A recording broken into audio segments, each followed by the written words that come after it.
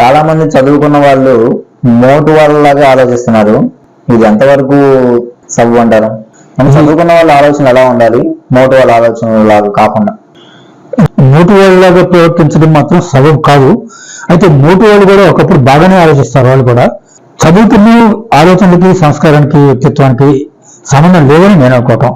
కాకపోతే చదువులో బోలని సౌకర్యాలు ఉన్నాయి, కానీ బుద్ధి మాత్రం మోటివాడికి మంచి బుద్ధి ఉండొచ్చు, చదువుకున్న వాడికి ఉండొచ్చు, మరి ఎక్కడనే ఉండొచ్చు అనమాట. చదువుకున్న బుద్ధికి మాత్రం సంబంధం లేదు.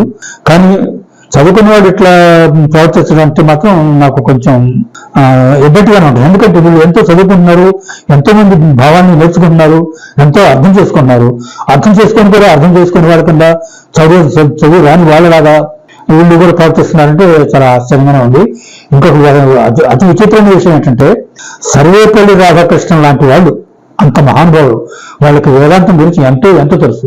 వాళ్ళు కూడా చిన్న చిన్న పిల్లవాళ్ళు వేసే చిన్న చేష్టలు కానీ, మరి ఆ కళ్ళ మాటలు కానీ, ఆ కళ్ళ పనులు కానీ చేస్తారు. మరి అంత తెలిసిన వాళ్ళు కూడా చేస్తున్నారంటే ఏం చెప్పాలి? ఒకప్పుడు ఏమీ రాని మూటోడు కూడా ఎంతో బ్రహ్మాండంగా మాట్లాడతాడు, ఎంతో ఆదర్శవంతంగా ప్రవర్తిస్తాడు అనమాట. మొత్తం మీద ఇదిగా అసహ్యంగా ప్రవర్తించిన మాత్రం నాకు నచ్చిన. తర్వాత అవినీతిగా, అసహజంగా, నిజాయితీ లేకుండా ప్రవర్తించడం మాత్రం చాలా దరిద్రమే. పూర్తిగా చదువుకున్న వాళ్ళలో ఎక్కువ ఉంది, చదువు రాని వాళ్ళలో ఉంది, ఎక్కడైనా ఉంటుంది. ఎందుకో మనిషి ఎప్పుడైతే పక్కన వాళ్ళ గురించి ఎప్పుడైతే ఆలోచించడం మానేస్తాడో అప్పుడే వాడికి మనశ్శాంతి, ప్రశాంతత ఉంటుందే గాని లేకపోతే చచ్చినా ఉండదు అంటున్నారు సమాజం. అంతవరకు నిజాన్ని అనిపిస్తుంది. ఎక్కువగా మనుషులు ఇతరులు మనల్ని ఏమనుకుంటున్నారు, లేకపోతే ఇతరులు ఏమనుకుంటున్నారు, ఏం ఆలోచిస్తున్నారు, వీటి నుంచి అంతగా ఆలోచించే పని లేదు. మనం ఏదైనా ఇతరులు వాళ్ళు ఏం అనుకుంటున్నారు, ఏం ఆలోచిస్తున్నారు, వాటి గురించి మనం పట్టించుకోనక్కర్లేదు. కానీ ఇతరులు మన దగ్గరకు వచ్చి మనతో ఏమంటున్నారు అది మాత్రం పట్టించుకోవాలి. వీడు మంచి కోసం అంటున్నాడా, చెడు కోసం అంటున్నాడా, లేకపోతే మన బుట్టలు వేసుకోవడానికి అంటున్నాడా, ఏదో మనం పట్టించుకొని జాగ్రత్త పడాలి. తప్పితే వాళ్ళు ఏదో అనుకుంటుంటే మనం దాని గురించి అంతగా పట్టించుకునే పని లేదు. ఇతరుల గురించి ఎక్కువగా ఆలోచించకూడదు, మన గురించి మనం ఎక్కువగా ఆలోచించుకోవడం చాలా మంచిది. అంటే ఎక్కువ మంది ఏం చేస్తున్నారంటే పక్కన వాడు ఇలా ఉన్నాడు, నేనేంటి ఇలా ఉన్నా, లేకపోతే వాడేమో అంతంత స్థాయికి ఎదిగిపోతున్నాడు, వాడు ఎట్లా సంపాదిస్తున్నాడు ఏంటి, నేను ఇంకా ఈ స్థాయిలోనే ఉన్నా అని ఇతరులతో పోల్చుకుంటూ వాడి జీవితాన్ని కొనసాగిస్తున్నాడు. అక్కడే ప్రాబ్లం ఫేస్ చేస్తున్నాడు అనేది కావచ్చు. ఇతరులతో పోల్చుకున్నంత అవసరం. మనకు కావాల్సిన డబ్బు, లేకపోతే మనకు కావాల్సిన పేరు. కాబట్టి దానికి మన పేరుని పెంచుకోవడానికి మనం ఏం చేయాలి? ఎవరు ఏదో చేస్తున్నారు, వాళ్ళకి పేరు వస్తుంది కాబట్టి మనం వాళ్ళతో పోల్చి చూసుకొని ఏదో పేరు కోసం ప్రయత్నించడం మాత్రం ఒకటి మాట. మనం మన సొంతంగా ఆలోచించి మనకున్న పేరుని ఎట్లా మనం పెంచుకోవాలి. ఒక సూక్తి విన్నాను ఈ మధ్యనే, నిన్నటి గోపాలరెడ్డికి ఇవాళ గోపాలరెడ్డికి తేడా లేకపోతే ఆ మనిషి జీవితం వృధా అని చెప్పారు. ఇవాళ కూడా చెప్పారు. నిన్నటి మనిషికి ఇవాళ మనిషికి మనం మార్పు చెందాలి. ఇవాళ ఒక్కో రోజుకి ఏదో కొంత నేర్చుకుంటూ ఉండాలి, ఏదో కొంత అభివృద్ధిని సాధించాలి. ఏదో నిన్న ఒక లెవెల్లో ఉంటే ఇవాళ ఒక అంగులోనే పెచ్చు లెవెల్లో ఉండాలి. ఎంత ఎక్కువ లెవెల్లో ఉంటే అంత మంచిది. కానీ నన్ను పోల్చుకోవడం మంచిది. ఎవరో ఏదో పోల్చి చేస్తాడు, అతనితో ఆ పేరు వస్తుంది కదా, అతనికంటే నేను నిన్నగా ఉండాలని చెప్పి అతని మీద ఎరబెట్టుకుని గుర్రు పెట్టుకుని ఉంటే మాత్రం మంచిది కాదు.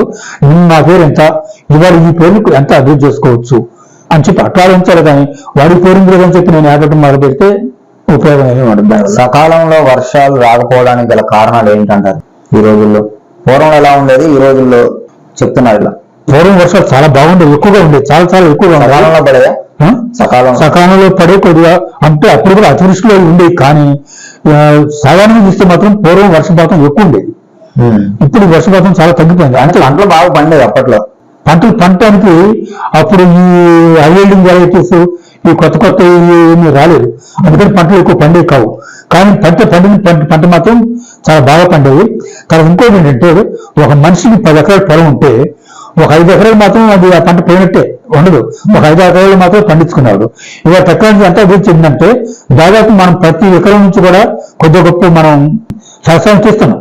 ఊరికి బృహా పోవట్లేదు ఏ చేయడం కూడా. అట్లా టెక్నాలజీ అభివృద్ధి చెందింది. కానీ పూర్వం ఉన్నంత వర్షపాతం ఇప్పుడు లేదు, తగ్గింది చాలా వరకు. వర్షపాతమే కాదు, పూర్వం ఉన్నంత చలి కూడా ఇప్పుడు లేదు, చాలా తగ్గిపోయింది చలి. ఎండలు కూడా నాకు ఉద్దేశంలో ఎండలు కూడా పూర్వం ఉన్నంత లేదని నాకు అనిపిస్తుంది. మరి ఎందుకో కానీ నిజానికైతే ఎండలు ఎక్కువ ఉండాలి న్యాయంగా ఈ పద్ధతి ప్రకారం చూస్తే. చాలా మంది ఎండలు ఎక్కువైనా చెప్తున్నారు. నేను అట్లాంటి పేపర్లో కూడా ఎండ ఎండ ఎండ అని చెప్పి అంటారు, కానీ నాకు మాత్రం పూర్వం ఉన్న ఎండలు ఎక్కువ, ఇప్పుడున్న ఎండలు తక్కువ అనిపిస్తాను నాకు. తర్వాత చలి కూడా పూర్వం ఎక్కువ చలి ఉంది, ఇప్పుడు తక్కువ చలి ఉంది అనిపిస్తుంది. కానీ ప్రతి వాళ్ళు కూడా జనం అంటారు, వామ్మో ఈ చలి ఇప్పుడు చూడలేదు నాను, ఈ ఎండలు ఇప్పుడు చూడలేదు నాను అంటారు, కానీ అన్ని ఒకటి అబద్ధం మాట్లాడి పూర్వం ఎక్కువ ఉండేది, ఎండలు ఎక్కువ ఉండేది, చలి ఎక్కువ ఉండేది.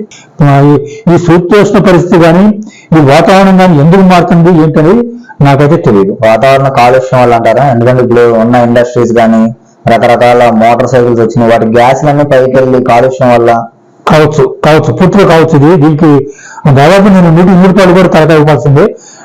నేను చెప్పలేదు, కానీ మొత్తం నాకు మాత్రం ఇది పూర్తిగా నిజంగానే అనిపిస్తుంది. ఇందులో ఒక పాయింట్ కూడా ఒక పర్సెంట్ కూడా ఏకీపించకుండా ఉండలేను, అంతా ఏకీపిస్తారు పూర్తిగా. ఈ కాలుష్యం వలన ఈ శీతోష్ణ వర్షాలు రాకపోవడం, శీతోష్ణ పరిస్థితులు తేడా రావడం కారణం కాలుష్యమే నా ఉద్దేశంలో.